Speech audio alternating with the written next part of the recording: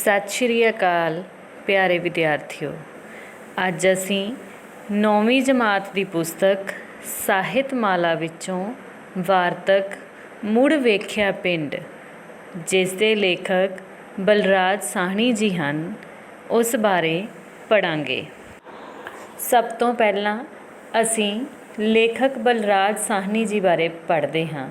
ਬਲਰਾਜ ਸਾਹਣੀ ਦਾ ਜਨਮ 1 ਮਈ 1913 ਈਸਵੀ ਵਿੱਚ ਸ਼੍ਰੀ ਹਰਬੰਸ ਲਾਲ ਸਾਹਣੀ ਅਤੇ ਮਾਤਾ ਸ਼੍ਰੀਮਤੀ ਲਕਸ਼ਮੀ ਦੇਵੀ ਦੇ ਘਰ ਰਾਵਲਪਿੰਡੀ, ਪਾਕਿਸਤਾਨ ਵਿਖੇ ਹੋਇਆ।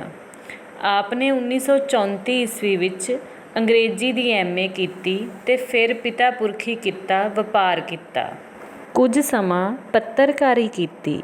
1938 ਈਸਵੀ ਤੋਂ 1940 ਈਸਵੀ ਤੱਕ ਸ਼ਾਂਤੀ ਨਿਕੇਤਨ ਵਿੱਚ ਹਿੰਦੀ ਦੇ ਅਧਿਆਪਕ ਰਹੇ।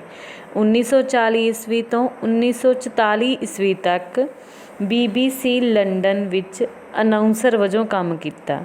ਮੁੱਖ ਕਿੱਤਾ ਐਕਟਿੰਗ ਰਿਹਾ। ਉਹਨਾਂ ਦੀਆਂ ਯਾਦਗਾਰੀ ਫਿਲਮਾਂ ਕਾਬਲੀਵਾਲਾ, 2 ਬਿਗਹਾ ਜ਼ਮੀਨ, ਹਮ ਲੋਗ, ਹੀਰਾ ਮੋਤੀ, ਪਵਿੱਤਰ ਪਾਪੀ ਆਦਿ ਸਨ। ਪੰਜਾਬੀ ਵਿੱਚ ਉਹਨਾਂ ਦੀਆਂ ਪ੍ਰਮੁੱਖ ਰਚਨਾਵਾਂ ਹਨ ਮੇਰਾ ਪਾਕਿਸਤਾਨੀ ਸਫ਼ਰਨਾਮਾ, ਮੇਰਾ ਰੂਸੀ ਸਫ਼ਰਨਾਮਾ, ਗੈਰ ਜਜ਼ਬਾਤੀ ਡਾਇਰੀ, ਮੇਰੀ ਫਿਲਮੀ ਆਤਮ ਕਥਾ ਆਦਿ ਹਨ। ਆਜ਼ਾਦੀ ਤੋਂ ਲਗਭਗ 2 ਦਹਾਕਿਆਂ ਪਿੱਛੋਂ ਉਹਨਾਂ ਨੇ ਆਪਣੀ ਜਨਮ ਭੂਮੀ ਦੀ ਮੋਹ ਵਸ ਪਾਕਿਸਤਾਨ ਦੀ ਯਾਤਰਾ ਕੀਤੀ। 13 ਅਪ੍ਰੈਲ 1973 ਈਸਵੀ ਵਿੱਚ ਆਪ ਦਾ ਦੇਹਾਂਤ ਹੋ ਗਿਆ। ਮੁੜ ਵੇਖਿਆ ਪਿੰਡ ਵਾਰਤਕ ਦਾ ਨਮੂਨਾ ਮੇਰਾ ਪਾਕਿਸਤਾਨੀ ਸਫ਼ਰਨਾਮਾ ਵਿੱਚੋਂ ਲਿਆ ਗਿਆ ਹੈ। ਆਪ ਦੀ ਸਫ਼ਰਨਾਮਾ ਵਾਰਤਕ ਬੜੀ ਸਲਾਹੀ ਗਈ।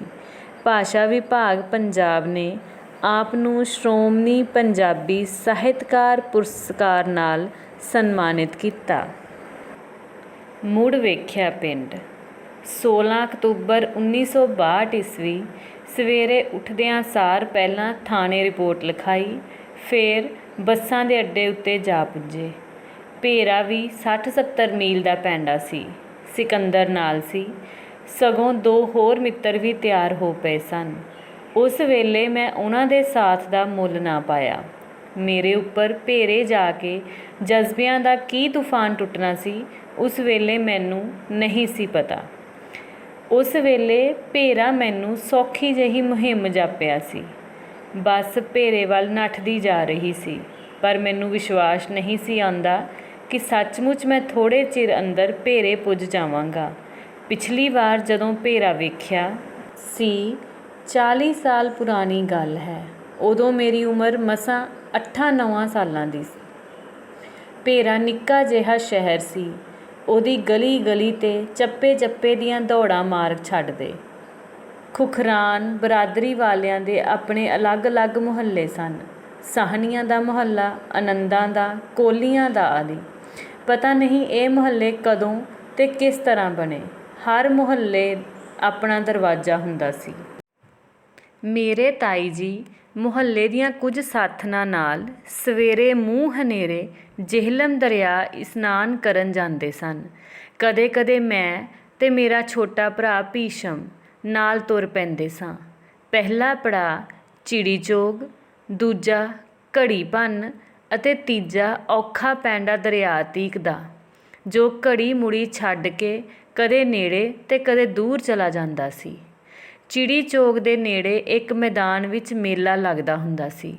ਸਾਰੇ ਸ਼ਹਿਰ ਦੀਆਂ ਕੁੜੀਆਂ ਚਿੜੀਆਂ ਇੱਥੇ ਇਕੱਤਰ ਹੁੰਦੀਆਂ। ਕਦੇ-ਕਦੇ ਰਾਤੀਂ ਸਾਡੇ ਹੇਠਲੇ ਸੁਫੇ ਵਿੱਚ ਤ੍ਰਿੰਜਣ ਲੱਗਦਾ। ਮੇਰੀਆਂ ਦੋਵੇਂ ਭੈਣਾਂ ਸਹੇਲੀਆਂ ਸਹਿਤ ਮਾਤਾ ਜੀ ਦੀ ਚਤੁਰ ਪ੍ਰਧਾਨਗੀ ਹੇਠ ਸਾਰੀ ਦੀ ਸਾਰੀ ਰਾਤ ਚਰਖਾ ਕੱਤਦੀਆਂ। ਕਿਤਨੀਆਂ ਹੀ ਤਸਵੀਰਾਂ ਕਲਪਨਾ ਦੇ ਪਰਦੇ ਉੱਤੇ ਅਕਸ ਪਾ ਗਈਆਂ। ਕਣਕ ਦੇ ਹਰੇ ਭਰੇ ਖੇਤ, ਜਿਨ੍ਹਾਂ ਵਿੱਚ ਲੁਕਣ ਮਿੱਟੀ ਖੇਡਦੇ ਸਾਂ, ਜਿਨ੍ਹਾਂ ਦੇ ਬੂਟੇ ਤੋੜ ਕੇ ਤੂਤਨੀਆਂ ਬਣਾਉਂਦੇ ਸਾਂ, ਸਿੱਟੇ ਤੋੜ ਕੇ ਸ਼ਰਾਰਤ ਨਾਲ ਰਾਹ ਲੰਘਦਿਆਂ ਦੀਆਂ ਸਲਵਾਰਾਂ ਦੇ ਪੌਂਚਿਆਂ ਵਿੱਚ ਘੁਸੇੜ ਸੁੱਟਦੇ ਸਾਂ। ਖੂਹਾਂ ਦੇ ਪਾਣੀ, ਖੇਤਾਂ ਵਿੱਚ ਸੱਜਰੀਆਂ ਪੁੱਟੀਆਂ ਮੂਲੀਆਂ ਤੇ ਗਾਜਰਾਂ। ਉਸ ਜ਼ਮਾਨੇ ਤੋਂ ਬਾਅਦ ਕਦੇ ਵੀ ਤਾਂ ਮੈਂ ਫੇਰ ਪੇਂਡੂ ਜੀਵਨ ਦਾ ਸਵਾਦ ਨਹੀਂ ਮਾਣਿਆ। ਲਾਗਲੀ ਸੀਟ ਉੱਤੇ ਇੱਕ ਬੁੱਢੜੀ ਸੁਆਣੀ ਆਪਣੇ ਪੁੱਤਰ ਨੂੰ ਨਾਲ ਲੈ ਕੇ ਆ ਬੈਠੀ। ਮੈਨੂੰ ਜਾਪਿਆ ਜਿਵੇਂ ਮੇਰੀ ਆਪਣੀ ਮਾਂ ਆ ਬੈਠੀ ਹੋਵੇ। ਉਹ ਪਹਿਰਾਵਾ, ਉਹ ਬੋਲੀ, ਮੇਰੇ ਆਪਣੇ, ਬਿਲਕੁਲ ਆਪਦੇ ਲੋਕ।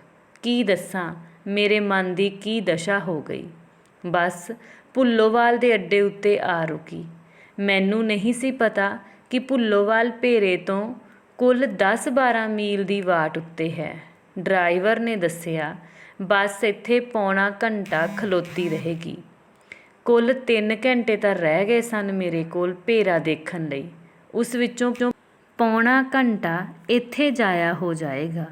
ਆਪਣੇ ਸਾਥੀਆਂ ਤੋਂ ਪੁੱਛੇ ਬਗੈਰ ਮੈਂ ਸਿੱਧਾ ਅੱਡੇ ਦੇ ਮੁੰਤਜ਼ਿਮ ਕੋਲ ਗਿਆ, ਜਿਹੜਾ ਇਮਾਰਤ ਦੇ ਬਰਾਂਡੇ ਵਿੱਚ ਕੁਰਸੀ ਢਾ ਕੇ ਹਿਸਾਬ ਕਿਤਾਬ ਕਰ ਰਿਹਾ ਸੀ। ਮੈਂ ਉਹਨੂੰ ਦੱਸਿਆ ਕਿਵੇਂ ਮੈਂ 40 ਸਾਲਾਂ ਬਾਅਦ ਕੇਵਲ 3 ਘੰਟੇ ਲਈ ਵਤਨ ਵੇਖਣ ਦੇ ਕਾਬਿਲ ਹੋਇਆ ਹਾਂ ਅਤੇ ਕਿਵੇਂ ਮੇਰੇ ਲਈ ਅੱਡੇ ਉੱਤੇ ਪੌਣਾ ਘੰਟਾ ਗੁਜ਼ਾਰਨਾ ਅਸਹਿ ਹੋ ਰਿਹਾ ਹੈ। ਇਸ ਆਦਮੀ ਨੇ ਵੀ ਉਹ ਗੱਲ ਕਹੀ ਜੋ ਮੋਹਨ ਲਾਲ ਜੀ ਨੇ ਕੱਲ੍ਹ ਆਖੀ ਸੀ, ਪਰ ਭੇਰੇ ਵਿੱਚ ਹੁਣ ਹੈ ਕੀ ਜਿਸ ਨੂੰ ਵੇਖਣ ਟੁਰੀ ਜਾ ਰਹੇ ਹੋ। ਮੇਰੇ ਮੂੰਹੋਂ ਨਿਕਲਿਆ, ਕੀ ਕਰਾਂ ਜੀ, ਮਿੱਟੀ ਖਿੱਚ ਲਿਆਈਏ।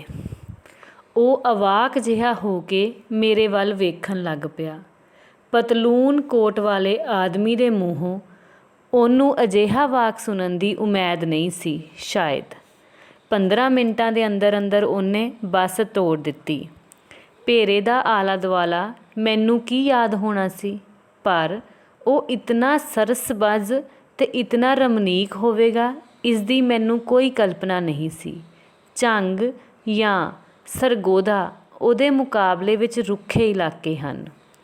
ਰੇਲਵੇ ਸਟੇਸ਼ਨ ਤੋਂ ਉੱਤਰ ਕੇ ਭੇਰੇ ਆਓ ਤਾਂ ਸਾਹਨੀਆਂ ਦਾ ਮਹੱਲਾ ਸਭ ਤੋਂ ਪਹਿਲਾਂ ਆਉਂਦਾ ਹੈ, ਪਰ ਬੱਸਾਂ ਦਾ ਅੱਡਾ ਸ਼ਹਿਰ ਦੇ ਪਿਛਲੇ ਦਰਵਾਜ਼ੇ ਉੱਪਰ ਬਣਿਆ ਹੈ, ਜਿਸ ਨੂੰ ਸ਼ਾਇਦ ਅਸੀਂ ਬਲੋਚੀ ਦਰਵਾਜ਼ਾ ਆਖਦੇ ਸਾਂ।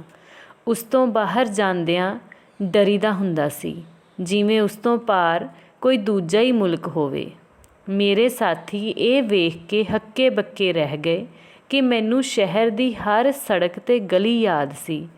ਇਸ ਬਲੋਚੀ ਦਰਵਾਜ਼ੇ ਅੰਦਰ ਵੜਦਿਆਂ ਸਾਰ ਮੇਰੀ ਪਹਿਲੀ ਪਛਾਣ ਭੇਰੇ ਦੀਆਂ ਵਿਸਰੀਆਂ ਖੁਸ਼ਬੂਆਂ ਨਾਲ ਹੋਈ ਅਤੇ ਮੇਰੇ ਅੰਦਰ ਇੱਕ ਅਜੀਬ ਜਿਹੀ ਖੁਸ਼ੀ ਦੀ ਲਹਿਰ ਦੌੜ ਗਈ। ਦੁਲੰਗੜੇ ਮਾਰਦਾ ਮੈਂ ਸ਼ਹਿਰ ਦੇ ਦੂਜੇ ਸਿਰੇ ਗੰਜ ਮੰਡੀ ਵਾਲੇ ਚੌਂਕ ਜਾ ਪੁੱਜਾ। ਮੈਨੂੰ ਥਾਣੇ ਦਾ ਵਾਕਿਆ ਵੀ ਯਾਦ ਹੈ। ਇੰਸਪੈਕਟਰ ਮੇਰੇ ਵਾਂਗ ਹੀ ਅੱਧਖੜ ਉਮਰ ਦਾ ਆਦਮੀ ਸੀ ਅਤੇ ਭੇਰੇ ਦੇ ਬਥੇਰੇ ਸਾਹਨੀਆਂ ਨੂੰ ਜਾਣਦਾ ਸੀ। ਬੜੇ ਪਿਆਰ ਨਾਲ ਪੇਸ਼ ਆਇਆ, ਸਗੋਂ ਪਾਸਪੋਰਟ ਉੱਤੇ ਆਮਦ ਤੇ ਰੁਖਸਤ ਦੋਵਾਂ ਦੇ ਅੰਦਰਾਜ਼ ਇੱਕੋ ਸਮੇਂ ਕਰ ਦਿੱਤੇ ਤਾਂ ਜੋ ਦੁਬਾਰਾ ਕੋਤਵਾਲੀ ਆਉਣ ਦੀ ਸਾਨੂੰ ਲੋੜ ਨਾ ਪਵੇ। ਵੇਖਿਆ ਮੈਂ ਨਾਲ ਆਏ ਆਪਣੇ ਸਾਥੀਆਂ ਸਿਕੰਦਰ, ਸ਼ਾਕਿਰ ਅਤੇ ਮੁਸਤਹਮੀਨ ਨੂੰ ਕਿਹਾ, ਆਪਣੇ ਤੇ ਪਰਾਏ ਸ਼ਹਿਰ ਦਾ ਇਹ ਫਰਕ ਹੁੰਦਾ ਜੇ। ਉਹ ਵੀ ਤੇ ਇੰਸਪੈਕਟਰ ਵੀ ਖਾਮੋਸ਼ ਰਹੇ। ਮੈਂ ਆਪ ਜਾਣਦਾ ਸਾਂ ਹੁਣ ਇਹ ਸ਼ਹਿਰ ਉਤਨਾ ਹੀ ਮੇਰਾ ਸੀ ਜਿਤਨੀ ਦਿੱਲੀ ਸਿਕੰਦਰ ਦੀ, ਪਰ ਮੈਂ ਸਿਆਣਿਆਂ ਬਣਨ ਦੇ ਰੌਹ ਵਿੱਚ ਨਹੀਂ ਸਾਂ। ਮੁੰਡਿਆਂ ਨੇ ਬਥੇਰਾ ਕਿਹਾ ਕਿਸੇ ਵਾਕਫਕਾਰ ਨੂੰ ਨਾਲ ਲੈ ਲਈਏ, ਪਰ ਮੈਂ ਇੱਕ ਨਾ ਮੰਨੀ। ਗੰਜ ਵਿੱਚੋਂ ਉਸੇ ਤਰ੍ਹਾਂ ਆਪਣੇ ਮੁਹੱਲੇ ਦੇ ਨੇੜੇ ਪੁੱਜ ਕੇ ਭੰਬਲ ਭੂਸਿਆਂ ਵਿੱਚ ਪੈ ਗਿਆ। ਹਰ ਪਾਸੇ ਇਮਾਰਤਾਂ ਢਹਿ ਕੇ ਢੇਰੀ ਹੋਈਆਂ ਪਈਆਂ ਸਨ। ਹੁਲੀਆ ਸਾਰਾ ਬਦਲਿਆ ਪਿਆ ਸੀ। ਸਾਡੀ ਗਲੀ ਦੀ ਨੁੱਕਰ ਉੱਤੇ ਇੱਕ ਖੂਹ ਹੁੰਦਾ ਸੀ। ਉਹਦੇ ਐਨ ਸਾਹਮਣੇ ਮੇਰੇ ਚਾਚਾ ਜੀ ਦਾ ਘਰ ਸੀ। ਮੋਕਲੇ ਜਿਹੇ ਗਲੀਆਂ ਦੇ ਮੇਲ ਉੱਪਰ ਸਾਰਾ ਦਿਨ ਜਨਾਨੀਆਂ ਚਰਖੇ ਢਾ ਕੇ ਘੂਕਰ ਮਚਾਈ ਰੱਖਦੀਆਂ ਸਨ। ਮੇਰੇ ਚਾਚਾ ਜੀ ਦੇ ਘਰ ਦਾ ਦਰਵਾਜ਼ਾ ਪੁਰਾਣੇ ਢੰਗ ਦਾ ਸੀ। ਲੱਕੜੀ ਉੱਪਰ ਬਿਹਤਰੀਨ ਚੋਬਕਾਰੀ ਦਾ ਕੰਮ ਸੀ। ਬੜੀਆਂ ਮੁਸ਼ਕਲਾਂ ਨਾਲ ਖੂਹ ਤਾਂ ਲੱਭ ਪਿਆ, ਪਰ ਆਸ-ਪਾਸ ਨਾ ਕੋਈ ਗਲੀ ਨਾ ਮਕਾਨ। ਇੰਜ ਜਾਪਿਆ ਜਿਵੇਂ ਹੁਣੇ-ਹੁਣੇ ਕੋਈ ਹਵਾਈ ਹਮਲਾ ਹੋਇਆ ਹੈ ਅਤੇ ਹਰ ਪਾਸੇ ਮਲਬੇ ਦੇ ਢੇਰ ਲੱਗ ਗਏ ਹਨ। ਕੋਈ ਵਿਰਲੀ ਇਮਾਰਤ ਦੀ ਸਾਬਤ ਖੜੀ ਸੀ। ਸਾਥੀਆਂ ਨੇ ਹਿੰਮਤ ਦਿਵਾਈ। ਪੁੱਛ-ਪੁਛਾ ਕੇ ਚੌਧਰੀ ਗੁਲਾਮ ਮੁਹੰਮਦ ਦਾ ਘਰ ਲੱਭਿਆ। ਥੋੜ੍ਹਾ ਚਿਰ ਉਡੀਕਣ ਤੋਂ ਬਾਅਦ ਉਹ ਬਾਹਰ ਆਏ। ਮੇਰੀ ਹੀ ਉਮਰ ਦੇ ਸਨ। ਵੇਖਦਿਆਂ ਸਾਰ ਮੈਨੂੰ ਉਹਨਾਂ ਦਾ ਬਚਪਨ ਦਾ ਰੂਪ ਵੀ ਚੇਤੇ ਆ ਗਿਆ। ਬਚਪਨ ਵਿੱਚ ਅਸੀਂ ਇਕੱਠੇ ਖੇਡੇ ਸੀ। ਮੈਂ ਉਹਨਾਂ ਨੂੰ ਆਪਣੀ ਪਛਾਣ ਕਰਾਈ। ਮੇਰੇ ਪਿਤਾ ਜੀ ਦਾ ਨਾਂ ਸੁਣਦਿਆਂ ਸਾਰ ਉਹ ਮੇਰੇ ਗਲ ਨਾਲ ਆ ਲੱਗੇ ਅਤੇ ਜ਼ਾਰੋ ਜ਼ਾਰ ਰੋਣ ਲੱਗ ਪਏ। ਦਾਦੇ ਪੋਤਰੇ ਭਰਾ ਸਾਂ ਦੋਵੇਂ, ਇੱਕ ਖੂਨ, ਪਰ ਵੰਡ ਤੋਂ ਬਾਅਦ ਉਹ ਮੁਸਲਮਾਨ ਹੋ ਗਏ ਸਨ। ਮੈਂ ਹਿੰਦੂ ਰਹਿ ਗਿਆ ਸਾਂ। ਉਹ ਪਾਕਿਸਤਾਨੀ ਸਨ, ਮੈਂ ਹਿੰਦੁਸਤਾਨੀ। ਸਾਡੀਆਂ ਜੁੜੀਆਂ ਹੋਈਆਂ ਬਾਹਾਂ ਅਤੇ ਛਾਤੀਆਂ ਦੇ ਵਿਚਕਾਰ ਇੱਕ ਖਾਈ ਸੀ, ਇਤਨੀ ਲੰਮੀ ਅਤੇ ਚੌੜੀ ਜਿਸ ਦਾ ਕੋਈ ਹਿਸਾਬ ਨਹੀਂ ਸੀ। ਇੱਕ ਦੂਜੇ ਦੇ ਦਿਲ ਦੀਆਂ ਧੜਕਣਾਂ ਮਹਿਸੂਸ ਕਰਦੇ ਹੋਏ ਵੀ ਅਸੀਂ ਇਸ ਖਾਈ ਤੋਂ ਗਾਫਲ ਨਹੀਂ ਹੋ ਸਕੇ। ਇਸ ਅਕਲਪਿਤ ਪਰਿਸਥਿਤੀ ਨੇ ਮੈਨੂੰ ਇਤਨਾ ਬੌਂਦਲਾ ਛੱਡਿਆ ਕਿ ਮੈਨੂੰ ਰੋਣ ਵੀ ਨਹੀਂ ਆਇਆ। ਫਿਰ ਉਹ ਸਾਨੂੰ ਘਰ ਦੇ ਅੰਦਰ ਲੈ ਗਏ। ਘਰ ਨਵਾਂ ਬਣਾਇਆ ਸੀ। ਬਾਹਰ ਟਿੱਬਾ ਸੀ, ਜਿਵੇਂ ਸਾਡੇ ਘਰ ਦੇ ਸਾਹਮਣੇ ਹੁੰਦਾ ਸੀ। ਇਸ ਉੱਪਰੋਂ ਲੰਘਦੀ ਚਿੱਟਾ ਬੁਰਕਾ ਪਾਈ ਉਹਨਾਂ ਦੀ ਪਤਨੀ, ਮੇਰੀ ਭਾਬੀ, ਮਕਾਨ ਦੇ ਪਿਛਵਾੜੇ ਚਲੀ ਗਈ। ਚੌਧਰੀ ਸਾਹਿਬ ਨੇ ਅੰਦਰ ਜਾ ਕੇ ਉਹਨੂੰ ਚਾਹ ਪਾਣੀ ਦਾ ਆਹਰ ਕਰਨ ਲਈ ਕਿਹਾ। ਫਿਰ ਉਹਨਾਂ ਦਾ 18 ਕੁ ਵਰ੍ਹਿਆਂ ਦਾ ਲੜਕਾ ਅੰਦਰ ਆਇਆ। ਅਨਵਰ ਨਾਂ ਸੀ ਸ਼ਾਇਦ ਉਹਦਾ। ਉਹਨੇ ਮੇਰੇ ਪੈਰੀਂ ਹੱਥ ਲਾਇਆ। ਮੈਂ ਪਿੱਠ ਉੱਤੇ ਹੱਥ ਫੇਰ ਕੇ ਅਸੀਸਾਂ ਦਿੱਤੀਆਂ। 40 ਵਰ੍ਹੇ ਕੋਈ ਘੱਟ ਨਹੀਂ ਹੁੰਦੇ। ਅਤੇ ਫਿਰ ਜਦੋਂ ਅਸੀਂ ਨਿੱਕੀਆਂ ਨੇ ਭੋਰੇ ਦਾ ਸਭ ਕੁਝ ਛੱਡ ਦਿੱਤਾ ਤਾਂ ਮਾਂ ਪਿਓ ਨੇ ਇੱਥੇ ਆ ਕੇ ਕੀ ਕਰਨਾ ਸੀ। ਮੈਂ ਚੌਧਰੀ ਸਾਹਿਬ ਤੋਂ ਆਪਣੇ ਮਕਾਨ ਬਾਰੇ ਪੁੱਛਿਆ, ਪਰ ਉਹਨਾਂ ਗੋਲ-ਮੋਲ ਜਿਹਾ ਜਵਾਬ ਦਿੱਤਾ। ਹਕੀਕਤਨ ਉਹਨਾਂ ਨੂੰ ਯਾਦ ਨਹੀਂ ਸੀ ਰਿਹਾ ਕਿ ਚਾਚਿਆਂ ਤਾਇਆਂ ਦੇ ਅਨੇਕਾਂ ਮਕਾਨਾਂ ਵਿੱਚੋਂ ਕਿਹੜਾ ਮੇਰੇ ਪਿਤਾ ਜੀ ਦਾ ਹੁੰਦਾ ਸੀ। ਪਰ ਉਹਨਾਂ ਦੀ ਇਸ ਬੇਅਰਥ ਜਿਹੀ ਖਾਮੋਸ਼ੀ 'ਤੇ ਮੈਨੂੰ ਸ਼ੱਕ ਪੈਣ ਲੱਗ ਪਿਆ ਕਿ ਜਿਸ ਮਕਾਨ ਵਿੱਚ ਮੈਂ ਬੈਠਾ ਹੋਇਆ ਹਾਂ, ਇਹ ਸਾਡਾ ਮਕਾਨ ਹੈ। ਚੌਧਰੀ ਸਾਹਿਬ ਨੇ ਢੁਆ ਕੇ ਆਪਣੀ ਜ਼ਮੀਨ ਨਾਲ ਰਲਾ ਲਿਆ ਹੈ ਅਤੇ ਨਵੇਂ ਕਮਰੇ ਪਾ ਲਏ ਹਨ। ਮੂਹਰਲੇ ਟਿੱਬੇ ਨੂੰ ਵੇਖ ਕੇ ਮੇਰਾ ਸ਼ੱਕ ਹੋਰ ਵੀ ਪੱਕਾ ਹੋਈ ਜਾ ਰਿਹਾ ਸੀ, ਪਰ ਮੈਨੂੰ ਇੰਜ ਹੋ ਜਾਣ ਦਾ ਕੋਈ ਰੰਜ ਨਹੀਂ ਸੀ ਮਹਿਸੂਸ ਹੋ ਰਿਹਾ। ਸਗੋਂ ਬੜੀ ਤਸੱਲੀ ਸੀ ਕਿ ਖਾਨਦਾਨੀ ਚੀਜ਼ ਆਪਣੇ ਹੀ ਵੀਰ ਦੇ ਕੰਮ ਆ ਗਈ। ਪਰ ਮੇਰੇ ਸਾਥੀਆਂ ਨੂੰ ਮੇਰੇ ਦਿਲ ਵਿੱਚ ਉੱਠ ਰਹੀਆਂ ਦਲੀਲਾਂ ਦਾ ਕਿਵੇਂ ਇਲਮ ਹੋ ਸਕਦਾ ਹੈ। ਉਹ ਘੜੀ ਮੁੜੀ ਵਕਤ ਦੀ ਤੰਗੀ ਵੱਲ ਇਸ਼ਾਰਾ ਕਰਦੇ ਅਤੇ ਕਹਿੰਦੇ, ਆਪਣਾ ਮਕਾਨ ਵੀ ਤਾਂ ਢੂੰਢੀਏ। ਮੈਂ ਉਹਨਾਂ ਨੂੰ ਟਾਲ ਛੱਡਦਾ, नहीं, अपने भाई से मिल लिया है, अब मुझे मकान देख के क्या करना है। ਚੌਧਰੀ ਸਾਹਿਬ ਨੇ ਆਪਣੇ ਪੁੱਤਰ ਨੂੰ ਕਿਹਾ, ਅਨਵਰ ਜਾ ਉੱਥੋਂ ਦੋਸਤ ਮੁਹੰਮਦ ਨੂੰ ਸੱਦ ਲਿਆ, ਮਤੇ ਉਸਨੂੰ ਖਬਰ ਹੋਵੇ। ਥੋੜ੍ਹੇ ਚਿਰ ਬਾਅਦ 70 ਕੁ ਵਰ੍ਹਿਆਂ ਦਾ ਬੁੱਢਾ ਦੋਸਤ ਮੁਹੰਮਦ ਵੀ ਆ ਕੇ ਮੰਜੀ ਉੱਤੇ ਬਹਿ ਗਿਆ।